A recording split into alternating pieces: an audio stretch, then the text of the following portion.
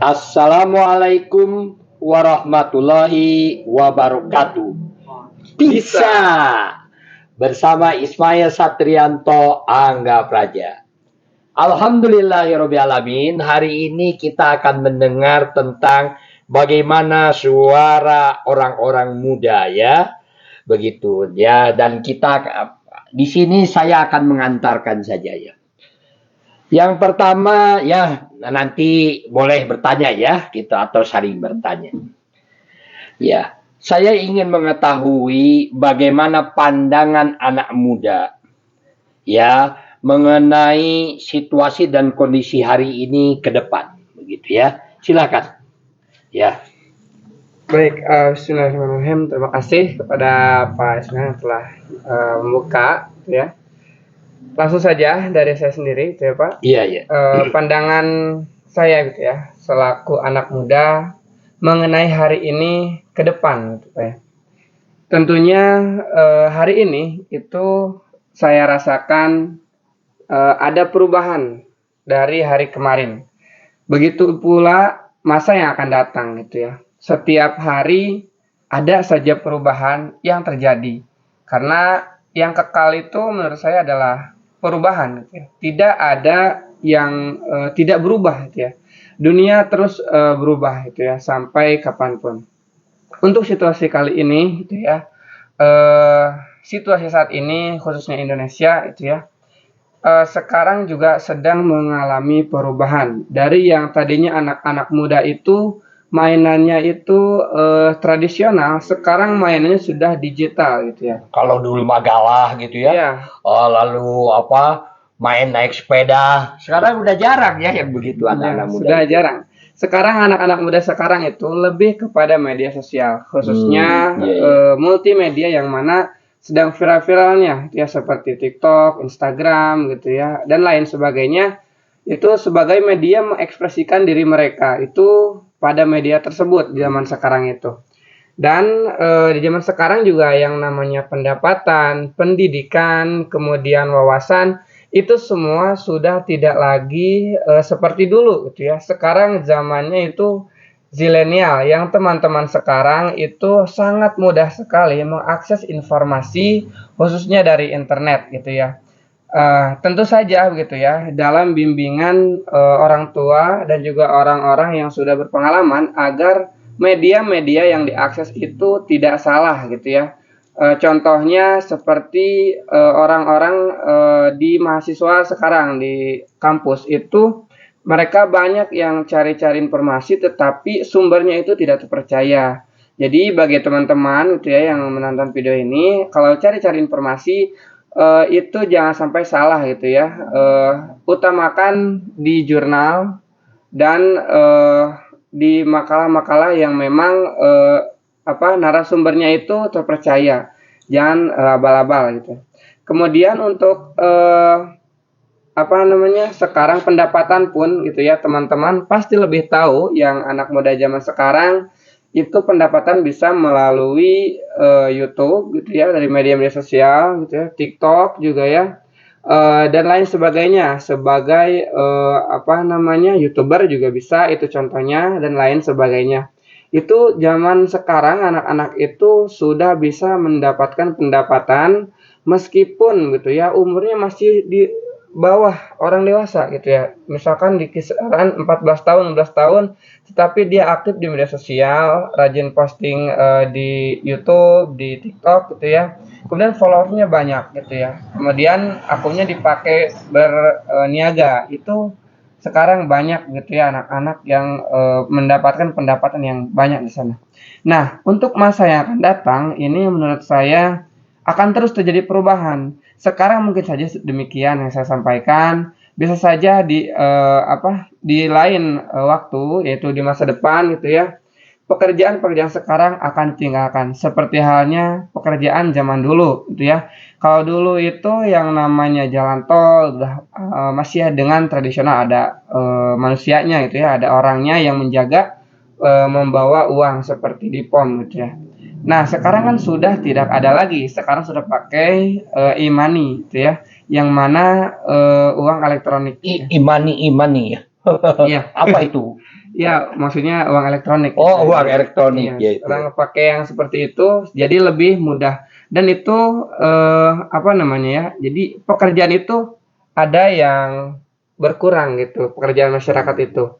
Kemudian juga banyak sekarang itu apa namanya usaha-usaha yang memang ketinggalan karena kemajuan teknologi gitu ya. Nah, di zaman yang akan datang juga di hari esok ataupun hari kemudian itu pasti akan terjadi kembali perubahan gitu ya. Yang mana kita sebagai anak muda khususnya gitu ya harus melek terhadap perubahan tersebut.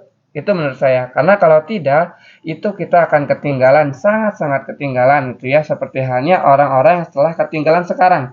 Mereka sangat ketinggalan karena tidak melek terhadap perubahan gitu ya. Nah, seperti itu saja mungkin Ya. pada saya. Ini menurut Neng nih, siapa namanya? Ini namanya apa? Syafaat ya. Iya. Ilyas Syafaat ya.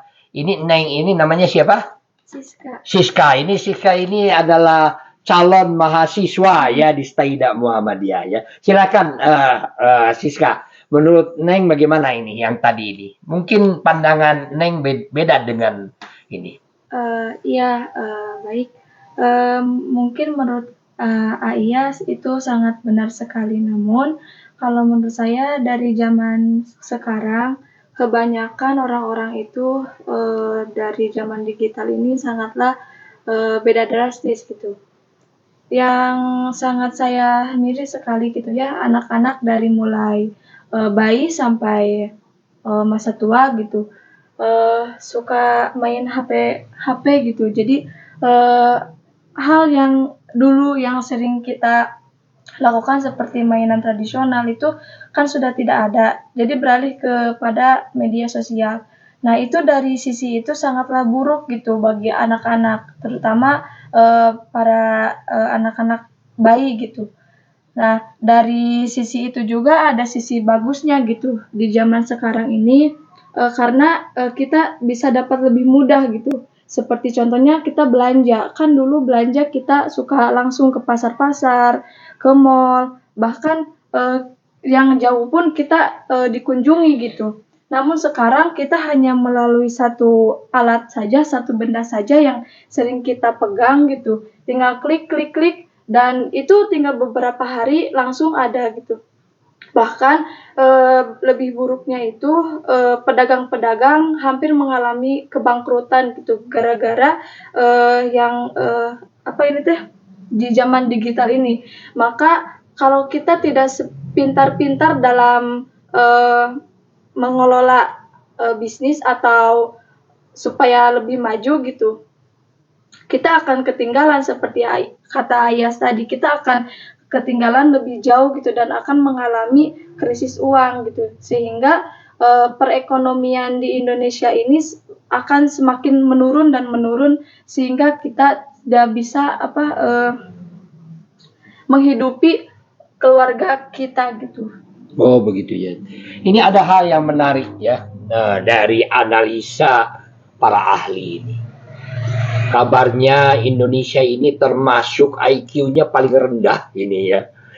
Ya begitu. Saya nanti ingin mengetahui IQ-nya paling rendah ini. Kita ini IQ-nya 7,8. Dirata-ratakan itu. Iya, dirata-ratakan itu. Ya 7,8. Tentu ini kegagalan pemerintah dalam soal pendidikan dan gizi ya. Ini pemerintah yang harusnya bertanggung jawab ya.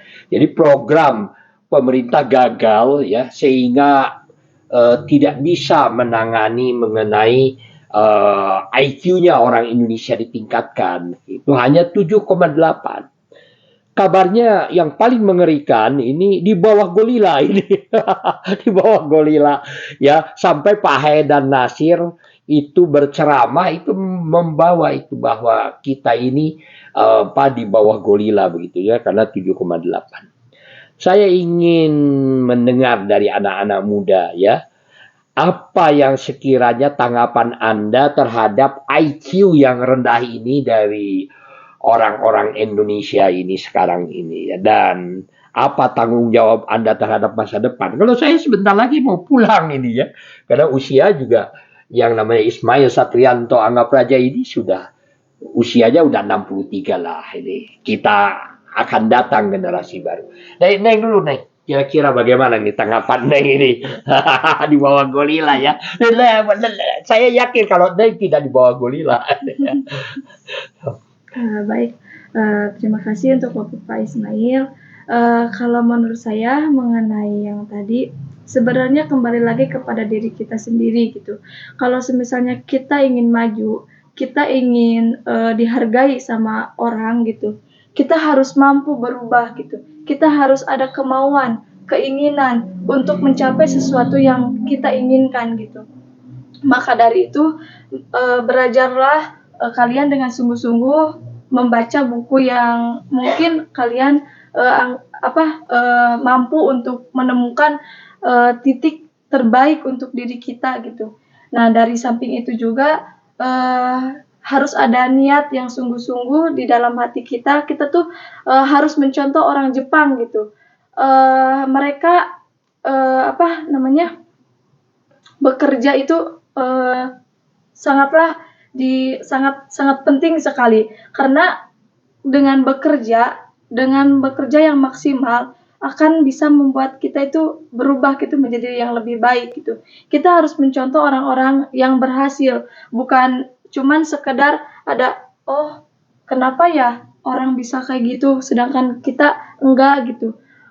Cuma sekedar hanya di mulut saja tapi kita tidak melakukan. Jadi kalau hanya sekadar di mulut saja, dikatakan di mulut saja, kita akan terdiam dan cuman bengong aja liatin orang gitu yang pada sukses gitu. Nah, di samping itu juga kita tuh harus tahu gitu dari mana dulu kita merintis agar bisa lebih ke yang lebih baik gitu. Dari mulai hal yang kita suka, seperti kita baca dulu apa yang kita suka, seperti dari sisi sampingnya seperti cerita. Nanti kita juga akan lama-lama kelamaan kita akan menjadi hobi, suka gitu. Dan kita akan semakin kita membaca, maka semakin kita akan penasaran apa yang buku-buku itu tertulis gitu. Iya begitu. Cita-citanya ini siapa namanya? Siska ya, Siska ini.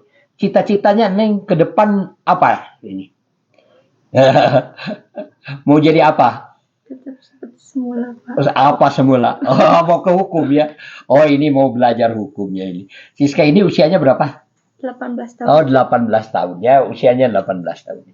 Silahkan dari Ilyas, usia berapa Tan? 21. Oh, 21 tahun ya. Silakan. Kira-kira bagaimana ini? Baik, bismillahirrahmanirrahim, teman-temanku sekalian.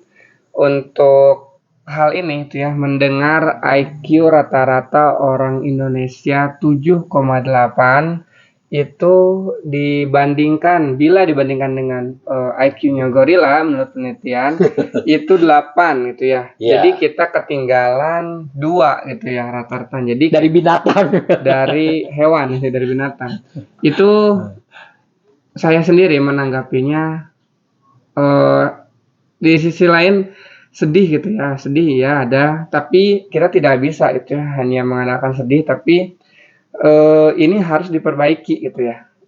Tentunya teman-teman juga anak-anak muda di sana yang menonton nanti amanah saja gitu ya, dari saya atau dari orang-orang yang memang mengerti gitu ya mengenai perkembangan ini. Jadi menurut saya ini pendidikan Indonesia ini harus ditingkatkan kembali. Setahu saya itu IQ manusia itu bisa ditingkatkan gitu ya. Bisa ditingkatkan. Kenapa rata-rata sekarang itu 7,8? Saya lihat karena anak-anak Indonesia ini itu yang masuk perguruan tinggi itu tidak banyak gitu ya, tidak banyak. Hanya berapa persen gitu ya yang masuk perguruan tinggi dan belajar intelektual yang tinggi juga. Itu rata-rata di SMA, SMP gitu ya. Itu untuk pendidikan Indonesia. Sehingga wajar saja gitu ya. Indonesia itu memiliki rata-rata IQ yang rendah. Nah, di sisi lain juga teman-teman perlu ketahui bahwa IQ-nya orang Indonesia itu 7,8.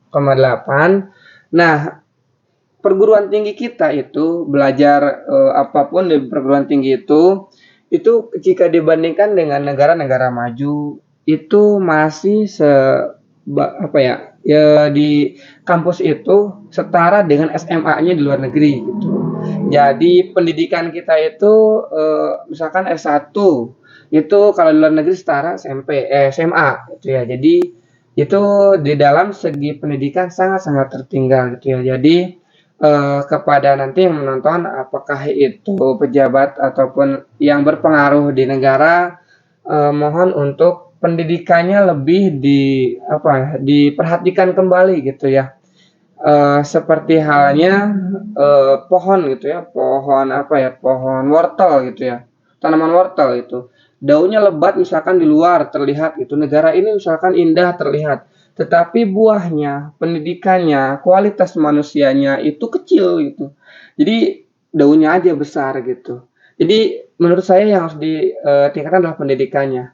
Gak apa-apa daunnya kecil, nggak apa-apa daunnya itu seadanya, tetapi buahnya besar gitu, menghasilkan generasi-generasi yang akan melanjutkan negara ini itu ke arah yang lebih maju lagi gitu ya. Jadi menurut saya pendidikan ini sangatlah krusial sekali gitu ya, di dalam kemajuan berbangsa dan negara. Jadi mohon sih diperhatikan kembali kepada pemerintah gitu ya menurut saya, dan juga kiprahnya mungkin kita sebagai anak muda itu yang mengerti, nanti teman-teman yang menonton mohon disebarkan gitu ya, dan juga diperingatkan gitu ya kepada teman-teman yang lain agar pembelajaran itu, pendidikan itu jangan menyerah gitu seadanya gitu. Jadi kejar gitu setinggi mungkin gitu ya. Ya agar Indonesia ini tidak terlalu ketinggalan. Dan ya, cita-citanya apa? Cita-cita ke depan nih. untuk saya sendiri ceritanya dari awal insya Allah gitu Pak, ingin seperti Rasulullah gitu. Jadi ingin berniaga, berwirausaha.